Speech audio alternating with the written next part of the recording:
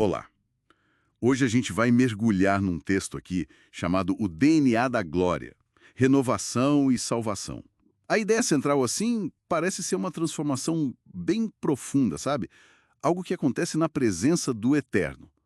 O material fala que essa presença renova, cura, restaura, trazendo vida abundante. Então, nosso objetivo aqui é tentar descompactar isso. O que seria esse tal DNA da glória? E como isso amarra com salvação, obediência, Exato. a figura do Messias, a relação entre graça e a Torá. Vamos tentar entender. Isso. Vamos olhar com calma as referências, os conceitos que ele traz, como a graça, por exemplo, se encaixa com a Torá, né? Que é a lei, o ensinamento. E o papel do Messias nisso tudo, essa transição de uma imagem terrena para uma celestial. O foco é pegar a visão de mundo que esse material específico apresenta, sabe? As promessas que estão ali dentro. Certo, vamos lá então. O texto já começa forte, falando que o DNA da glória reveste o novo homem. E aí já puxa Deuteronômio 30, verso 19, sobre obedecer os mandamentos de todo o coração, com todo o ser. Parece que tem uma condição aí, né? É um pré-requisito direto. É, o texto aponta sim para essa conexão com a obediência, com voltar para o Adonai, para o Senhor. Mas o interessante, eu acho, é como ele não coloca isso como um peso, sabe? É mais um caminho para essa renovação. E o ponto-chave, ele vê a graça e a Torá trabalhando juntas, não como coisas opostas. Ah, interessante É isso. uma sintonia. A obediência sincera nesse olhar abriria a porta para essa graça que transforma. Essa ideia de complemento é importante, então. Mas mesmo falando dessa obediência, logo depois o texto traz uma promessa bem forte de salvação, né? Citando Isaías 46, verso 13. Mesmo falando dos tropeços de Israel. Como que essa promessa se encaixa em... Essa promessa lá de Isaías 46, o texto usa como uma garantia divina, sabe? Tipo, apesar das falhas humanas, dos tropeços, a justiça e a salvação de Deus estariam ali, pertinho, sem demora.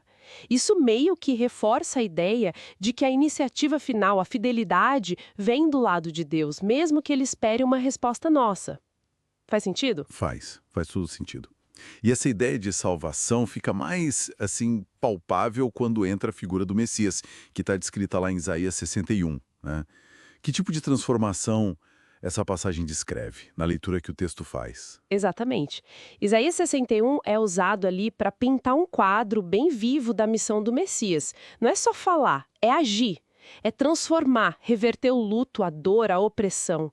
O texto sugere que é o estar na presença da glória divina, da kavod, que causa essa mudança radical. Aquela coisa de grinaldas no lugar de cinzas, óleo de alegria em vez de pranto. Nossa, É uma inversão completa da realidade, né? Uma restauração profunda que ele atribui à ação desse Messias ungido. essa descrição é forte, quase poética. Mas como o texto traz isso para a vida prática, para o dia a dia da pessoa? Qual seria o mecanismo para essa conexão acontecer? Então, a ponte que o texto faz é pela obediência, mas uma obediência que vem do amor. Ele cita João 14, verso 21. A ideia é que ter e guardar os mandamentos, a Torá, seria expressão desse amor pelo Messias, que chama de Yeshua. E essa relação de amor, segundo a fonte, é o que abre a porta para uma intimidade maior com Deus, para ele se revelar mais. Então a obediência não é só seguir regra, é uma resposta de afeto que permite a ação divina. Entendi. A obediência como uma resposta, um fruto do amor. E falando em transformação, o texto ainda vai além. Menciona 1 Coríntios 15, lá nos versos 48 e 49, sobre portar uma imagem celestial. O que isso quer dizer dentro da lógica desse material? Ah, isso já aponta mais para o futuro, né? Para a escatologia. A ideia, com base em 1 Coríntios 15, é uma transformação final mesmo. Trocar essa nossa natureza terrena por uma celestial. Receber o que o texto chama de corpos com poderes celestes para poder habitar uma nova terra. E Yeshua, Jesus, é apresentado como o modelo, o protótipo dessa nova humanidade. Hum, E tem também Hebreus 5, versos 7 a 9, que reforça isso de um jeito interessante.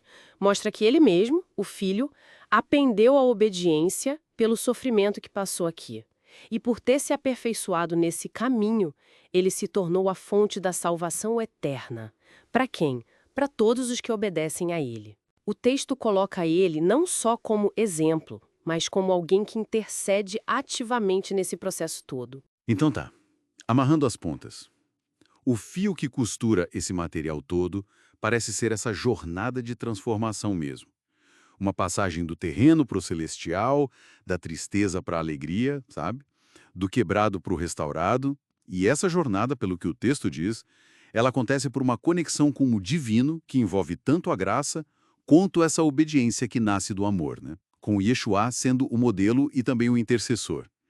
Seria isso o tal DNA da glória do título? Exatamente isso. A essência que o texto quer passar é essa ideia de ser ativamente remodelado pela glória de Deus. Não é algo que acontece uma vez só, mas um processo.